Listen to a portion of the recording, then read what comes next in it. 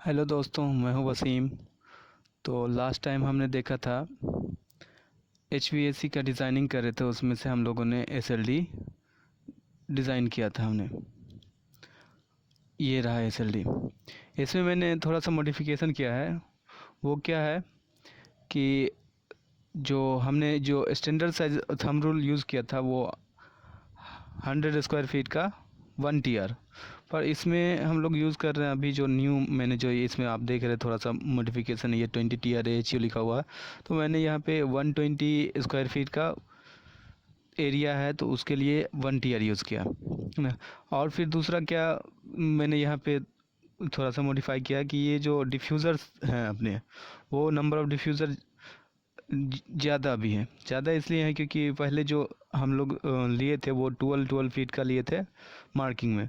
तो ये हम लोगों ने रखा 10 फीट का। 12 फीट में ज़्यादा ज़्यादा डिस्टेंस ज़्यादा हो जा रहा था, इसलिए हमने इसको 10 फीट का लिया। आप देख सकते हैं ये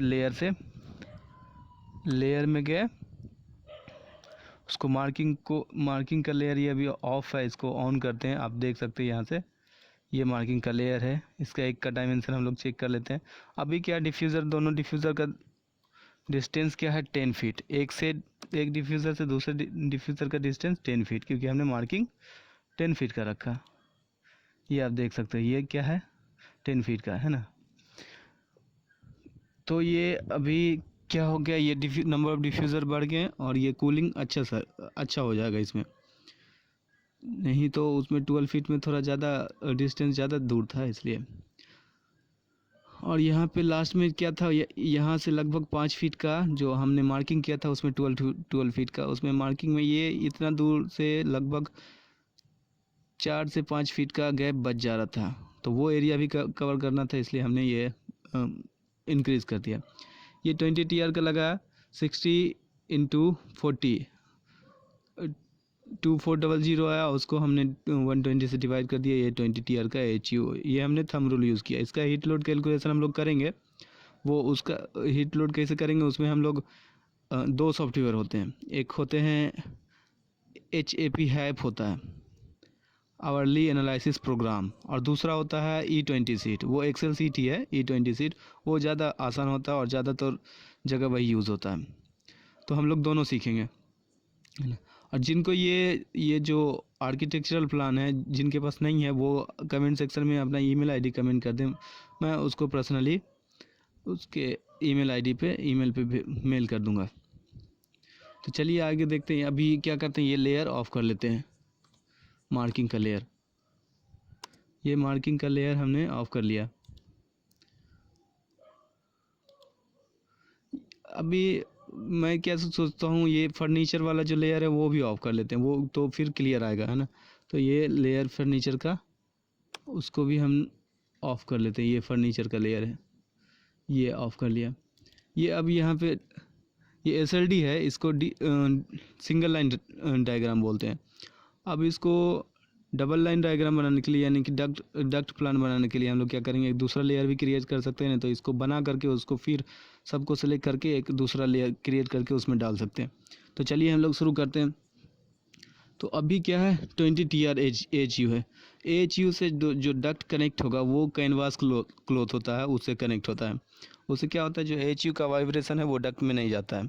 उसके बाद इसमें डैम्पर लगे होते हैं, फायर डैम्पर होते हैं, ये सब वॉल्यूम कंट्रोल डैम्पर VCD होते हैं ना।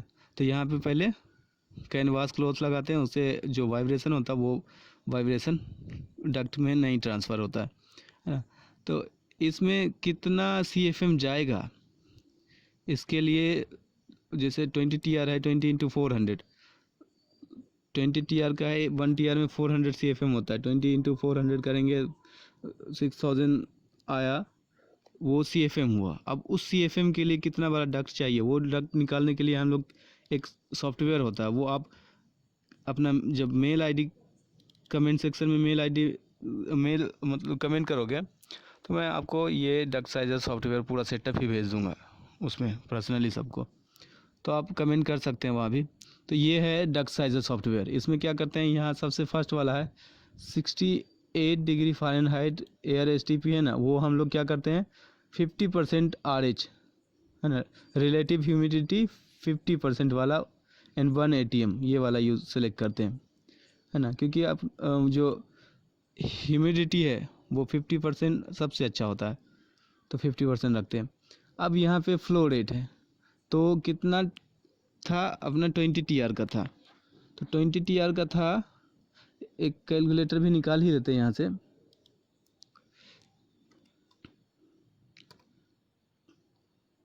ये हम लोग एक कैलकुलेटर निकाल लेते हैं वो CFM कैलकुलेट करने के लिए।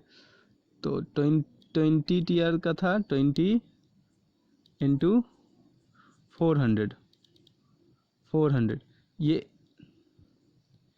20 TR का था और 400, एक मिनट, 20 TR 400 8000 CFM।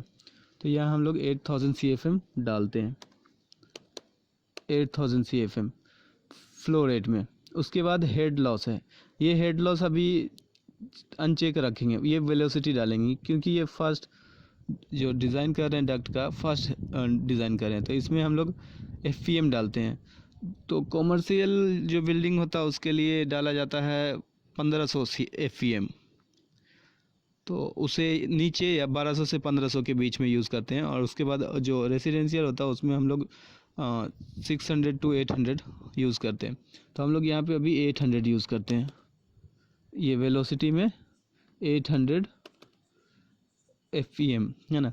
तो अभी यहाँ पे हेड लॉस आ गया ऑटोमेटिक, हेड लॉस कितना है 0.018 है ना। और फिर यहाँ पे डक्ट साइज़ है, इसमें हम लोग डक्ट साइज़ डाल के देखते हैं, जितना इक्विवेलेंट डायमीटर आ रहा है ना उसके आसपास होता है, 42.8 जो आ रहा है इक्विवेलेंट डायमीटर उसके आसपास होता है, तो हम लोग 40 डालते हैं।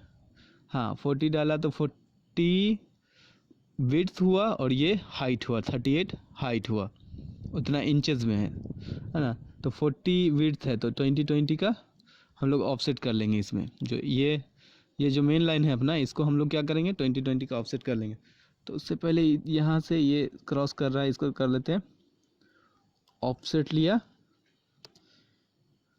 कितना 20 इंचेस इंटर।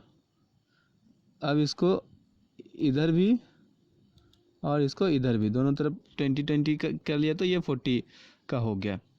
अब इसमें क्या है, ये ब्रांच डक्ट जाएगा, ये मेन डक्ट इतना बड़ा है, उसके बाद यहाँ से फिर एक ये वाला जो डक्ट जा रहा है ये ब्रांच डक्ट हुआ है, ये ऊपर जा रहा है भी और नीचे भी जा रहा है, ये ब्रांच डक्ट हुआ। तो हम लोग क्या करेंगे, इसको पहले थोड़ा सा ट्रिम कर लेते हैं कि वो लाइन एक दूसरे को अलग हो जाए एक दूसरे से। ये हमने थोड़ा सा ट्रिम कर लिया, अब ये डिफरेंट लाइन हो गया, इसको भी दोनों को जोड़ देते, कनेक्ट कर देते हैं, जे से ज्वाइन कर दिया। ये एक ब्रांच हो गया और एक ये ब्रांच हो गया, ये दोनों ब्रांच डक्ट हो गए। तो जैसा कि आप देख रहे हैं कि ये जो हमने जो यहाँ पे जो ये डिफ्यूज़र है, ये वाला डिफ्यूज़र, ये इसको हम लोग इधर से ले जाके कनेक्ट करें। ये हमने पिछले वीडियो में बताया था कि जो मेन डक्ट से मिनिमम 18 इंच के बाद ही एक ब्रांच डक्ट जाएगा ना, तो इसलिए ये करने के लिए हम लोग यूज़ किए। और ये SLD जो ये प्लान है SLD, ये हम लोग दूसरा वे भी यूज़ कर सकते हैं। इसमें क्या है, प्रोजेक्ट ऑप्टिमाइजेशन करना है, जैसे कि कम से कम अपना डक्ट लगे, कम से कम मटेरियल यूज़ हो, इसके लिए हम लोग अगर जो इससे ज़्यादा बेटर कोई SLD हो सकता है तो वो भी यूज़ कर सकते हैं। हम लोग अभी ये मुझे ऑप्टिमम लग रहा है इसलिए मैं अभी ये यूज़ कर रहा हूँ। तो चलिए आगे बढ़ते हैं। ये CEO ऑफिस में 400 CFM है ना। तो डक्ट साइजर सॉफ्टवेयर में फिर जाएंगे, 400 CFM CEO ऑफिस में है, इसको हम लोग क्या कर लेते हैं 600 CFM करते हैं, है ना। CEO ऑफिस का CFM हम लोग 600 कर लेते हैं क्योंकि ये बड़ा है, इसका साइज़ जो है ना बाकी सबसे बड़ा था, इसलिए हम लोग यहाँ पे इसको कर लेते हैं 600 CFM। ये 600 CFM है। ये मैंने जस्ट केबिन 10x10 का था इसलिए 1 TR लगा रहे हैं। ये है 16 फीट 8 इंच, मतलब 17 फीट बाय 10 फीट है ना, इसलिए 170 हो जाता है। तो 170 में 1.5 टन का AC लगेगा। तो हम लोग, और 2 डिफ्यूज़र भी है, इसलिए हम लोग 300 दोनों को डिवाइड कर देंगे। और ये मैनेजर्स के भी 400, 1 टीआर एचआर सब सेम है, इसलिए इतना डाला। उसके बाद इस जितना बच जाता ना 20 टीआर में से, 20 टीआर इंटू 400 किया तो 8000 आया। तो ये 4000, 400 400 400 400 1600 प्लस 600 2200। तो 8000 में से 2200 माइनस करके जितना बचेगा, इसमें सब जितना है इक्वली सब में CFM दे देंगे। यहाँ पे मैंने लिख दिया 5800 CFM डिवाइडेड बाय 17, तो अप्रॉक्स आता है 340 CFM इच। जितने डिफ्यूज़र हैं सबके लिए 340 CFM लगेंगे ना। तो अब ये क्या है, 600 CFM डक साइज़र में हम लोग वैल्यू डालेंगे 600 CFM। ये डक साइज़र मैंने खोला। ये हेड लॉस ये अब फिक्स कर देंगे, ये फ्रिक्शनल मेथड होगा, इक्वल फ्रिक्शन मेथड। ये हेड लॉस ये फ्रिक्शन है, तो ये इक्वल फ्रिक्शन मेथड का यूज़ करके हम लोग कर रहे हैं। ये 0.018 यहाँ पे डालेंगे, 0.018 है ना। उसके बाद नेक्स्ट यहाँ पे अपना 600 का CFM था, तो 600 डाला CFM। अभी इक्विवेलेंट डायमीटर 16 के आसपास आ रहा, तो हम लोग का साइज़ जो आएगा वो भी 16 के आसपास ही आएगा। 16 विड्थ हो गया और हाइट हो गया 14। कभी भी ये डक्ट का साइज़ लेंगे ना, इवन नंबर में लेंगे। 16 इंच बाय 14 इंच है, तो 16 इंच बाय 14 इंच लेंगे, है ना। तो ये हमने ऑफसेट लिया, ऑफसेट किया कितना 8 का, तो दोनों तरफ 8 8 हो जाएगा, 16 हो जाएगा। तो 8 का मैंने लिया, ये 8 इस तरफ, ये 8 इस तरफ, 16 हो गया ये। अभी क्या करते हैं, ये इतना ये एक्स्ट्रा आ रहा है, इसको ट्रिम कर लेते हैं पहले। TR डबल इंटर, ये ट्रिम कर लिया हमने। और ये बीच मिडिल वाला जो लाइन था वो डिलीट कर लेते हैं। ये मिडिल वाला लाइन है, इसको हम लोग डिलीट कर लेते हैं। डिलीट कर लिया। अभी क्या करेंगे, यहाँ से ये यहाँ पे कॉलर जॉइंट लगेगा। मेन डक्ट से जो ब्रांच डक्ट लग रहा, तो अगर जो CFM 1500 से कम रहेगा तो कॉलर जॉइंट लगेगा, और CFM ब्रांच डक्ट का 1500 से ज़्यादा रहेगा तो ट्राउज़र जॉइंट, या उसको वाई जॉइंट भी बोलते हैं, वाई जॉइंट या ट्राउज़र जॉइंट लगेगा। तो अभी यहाँ 600 CFM है, तो इसके लिए यहाँ पे कॉलर जॉइंट लगेगा। कॉलर जॉइंट कैसे बनाते हैं, तो एक ऑफसेट लेते हैं हम कि 6 इंचेस का, 6 इंच का ऑफसेट लिया, और इस वाले लाइन को ऑफसेट कर दिया, और इस वाले लाइन को भी ऑफसेट कर दिया। और यहाँ जो एक रेक्टेंगल दिख रहा है या स्क्वायर दिख रहा है, उसको हम लोग इस कॉर्नर से इस कॉर्नर पे मिला देंगे, और बाकी अब इसको ट्रिम कर लेंगे। ये वाला पहले डिलीट कर लेते हैं, जो हमने ऑफसेट लिया था वो डिलीट कर लिया। उसके बाद ये वाला TR डबल इंटर डाला, ये वाला लाइन ट्रिम कर लिया। उसके बाद ये वाला लाइन भी ट्रिम कर लेंगे। उसके बाद ये और ये वाला एक्स्ट्रा लाइन डिलीट कर लेंगे हम लोग।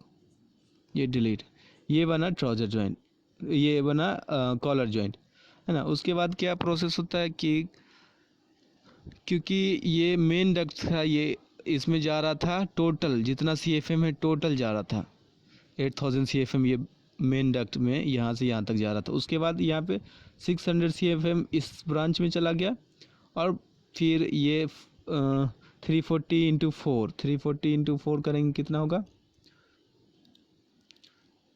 340 इंटू 4, ये होगा 1360, 1360 CFM हो गया।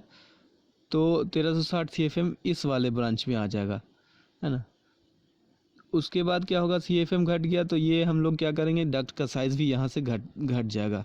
तो कभी भी डक्ट का साइज़ घटाएंगे या रिड्यूसर जो लगता है वो ब्रांच डक्ट के मिनिमम ब्रांच डक्ट से 12 इंच के बाद। तो L हम लिया, L इंटर किया, यहाँ से जो मेन डक्ट आ रहा है इसको थोड़ा सा एक्सटेंड करेंगे, कितना 12 इंच तक इंटर, इसको नीचे ले आया क्योंकि ये आ रहा है उतना दूर, यहाँ हमने ले लिया। ये ब्रांच डक्ट के बाद इतना दूर आने के बाद फिर यहाँ से रिड्यूसर लगेगा आपने, तो यहाँ से हम लोग रिड्यूसर लगाएंगे। ये एक्स्ट्रा लाइन है उसको ट्रिम कर लेते हैं, टी आर डबल इंटर, ये टी आर डबल इंटर कर लिया। अब नीचे के ब्रांच में क्या है, वो 1360 के आसपास आ रहा था, 1360 आ रहा था, तो ये 1500 से कम है, तो यहाँ पे भी एक वही सेम ये कॉलर वाला लगेगा, कॉलर जॉइंट, ये जो जॉइंट है इसको कॉलर जॉइंट बोलते हैं, सेम यही जॉइंट लगेगा। तो 1300 यहाँ पे हम लोग डक्ट साइजर में वैल्यू डालते हैं 1360। अब एफ डालने का नहीं ज़रूरत नहीं है, क्योंकि हम लोग इक्वल फ्रिक्शन मेथड यूज़ कर रहे हैं। 1360 CFM डाला हमने, ये 22 के आसपास में इक्विवेलेंट डायमीटर आ रहा है, लगभग उतना ही मेरा साइज़ आएगा। 22 डाला तो 18 आया, 20 डाल के देखते हैं, 20x20 है ना, लेंथ भी 20 और विड्थ भी 20 का आ रहा है डक्ट का। तो हम लोग ऑफसेट लेते हैं,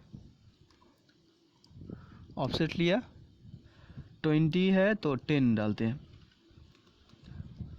10 इंच इंटर, इस साइड इसको पकड़ के इस साइड 10 इंच किया, इसको पकड़ के इस साइड भी 10 इंच किया, है ना। ये अपना अब मिडिल वाला लाइन को डिलीट कर लेते हैं। ये बन गया ब्रांच डक्ट। इसमें अभी कॉलर लगाना है, कॉलर जॉइंट बनाना है, तो उसके लिए हम लोग ऑफसेट लेते हैं 6 इंचेस का, ये स्टैंडर्ड आता है हमेशा, 6 इंच का ऑफसेट लिया, इसको इधर ऑफसेट लिया, एग्जिट किया, लाइन कमांड ले करके इस वाले पोर्शन को इसको मिलाएंगे, और उसके बाद टी आर डबल इंटर से एक्स्ट्रा जो भी लाइंस हैं उसको हम लोग डिलीट कर लेंगे, ट्रिम कर लेंगे, इसको हम लोग डिलीट कर लेते हैं ये एक्स्ट्रा लाइन को। ये बन गया अपना कॉलर जॉइंट। अभी आप देख रहे हो यहाँ पे जो कॉलर जॉइंट है इसका, ये जो अलाइंड वाला जो लाइन है, वो जिधर से एयर आएगा, एयर फ्लो जिधर से आएगा उस तरफ जाए, उधर से जाएगा, क्योंकि यहाँ से फिर इस साइड से एयर आकर के इसमें जाने में आसानी होगा।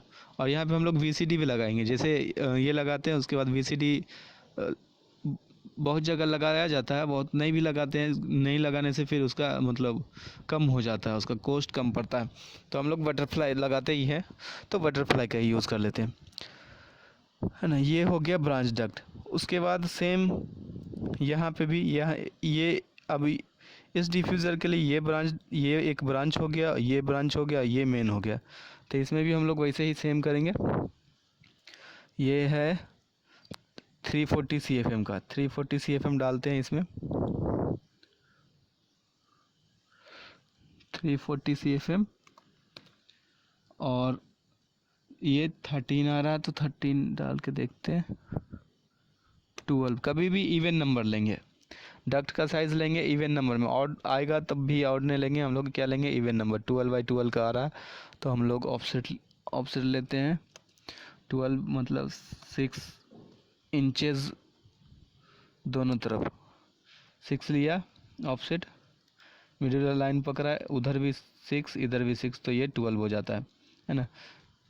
तो उसके बाद ये इसको 6 और ले लेते हैं, क्योंकि हमको कॉलर जॉइंट बनाना है, तो हम लोग 6 और ले लिया। अभी एग्जिट करके एस्केप करके ये मिडिल वाला लाइन डिलीट कर लेते हैं। अब क्या करते हैं, लाइन का कमांड लिया, एल इंटर, ये जो हमने कॉलर यहाँ पे लगाना है वो कॉलर का लाइन बना लिया, उसके बाद सबको ट्रिम कर लेते हैं, T R double inter, extra lines को डिलीट कर लेते हैं।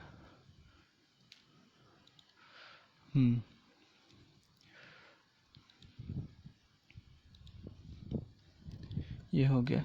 अभी ये जो एक्स्ट्रा लाइंस बने हुए हैं इसको हम लोग सेलेक्ट करके डिलीट कर लेते हैं, ये देख सकते हो आप यहाँ से, ये इसके लिए एक कॉलर जॉइंट हो गया। अब ये जो डिफ्यूज़र है, डिफ्यूज़र के पास आने के बाद ये क्या होगा, डिफ्यूज़र से कम मिनिमम 6 इंच आगे जाएगा डक्ट, है ना। डिफ्यूज़र के लिए जहाँ पे फ्लेक्सिबल डक्ट लगता है, उस होल से जो एक्स्ट्रा जो डक्ट जाएगा वो 6 इंचेस आगे तक जाएगा, एल लिया, इंटर किया। ये मान लिया यहाँ तक आया था, यहाँ पे ही अपना इतना होल काट करके यहाँ पे डक्ट लग रहा है, फ्लेक्सिबल डक्ट को यहाँ से हम लोग 6 इंचेस आगे बढ़ाएंगे, 6 इंचेस इंटर। उसके बाद ये भी, ये हो गया अपना, इतना बड़ा डक्ट रहेगा। डिफ्यूज़र से कभी भी जहाँ पे डिफ्यूज़र लगेगा ये नहीं, इसको और 6 इंच बढ़ाना होगा, क्योंकि अपना जो राउंड डक्ट लगेगा यहाँ से ही इतना ऐसा कट आउट हो करके फिर यहाँ पे फ्लेक्सिबल डक्ट लगेगा, तो इसलिए थोड़ा सा और इसको 6 इंचेस और बढ़ाना होगा। यहाँ से 6 इंचेस इंटर, हाँ ये रहा, इतना दूर तक आएगा अपना, ये रहा, ये इन हो गया। वैसा इधर भी ये यहाँ पे इन नहीं होगा, इसको ये जो डक्ट आएगा इसमें 300 CFM है, तो 300 CFM डालते हैं पहले। डक्ट साइज़र में हमने 300 CFM डाला और साइज़ आ रहा अपना 12x12 आ रहा है ना, ये भी 12x12 आ रहा, 12x11 है, ऑड नंबर नहीं लेते हैं तो 12x12 ले लेंगे, है ना। तो एक बार देख लेते हैं, 10 रख करके देख लेते हैं क्या आता है, 10x10 आता है क्या, 10 रखा नहीं, 10x13, तो 12x12 रखेंगे। 12x12 के लिए ऑफसेट लिया हमने,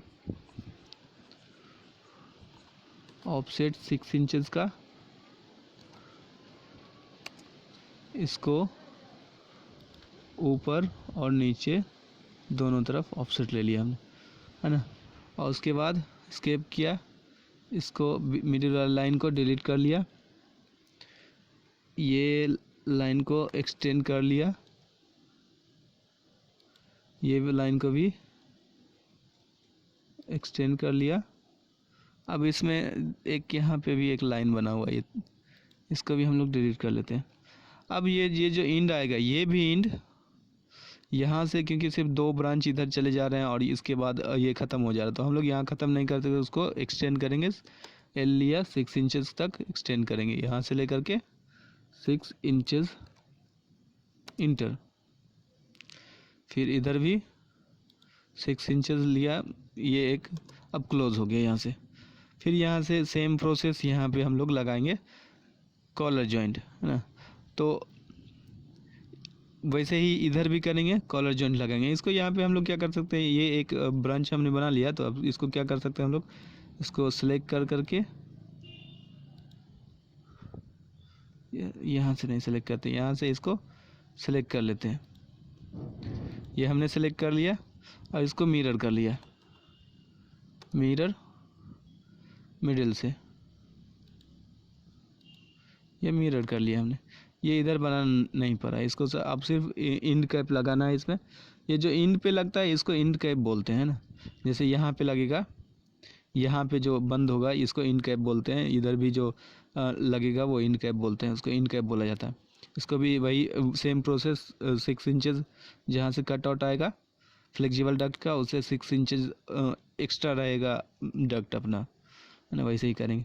तो आज के लिए इतना ही, बाकी कल हम लोग कोशिश करेंगे कल छोटा छोटा वीडियो में ही ये पूरा बन जाए। उसके बाद जब डिज़ाइन सीख लेंगे इसमें, तो उसके बाद फिर हम लोग हीट लोड कैलकुलेशन करेंगे। इसमें कुछ फार्मूला भी है, डिज़ाइन करने में कुछ फार्मूला भी है, वो भी मैं आपको दिखाऊंगा बाद में। तो आज के लिए इतना ही, थैंक यू।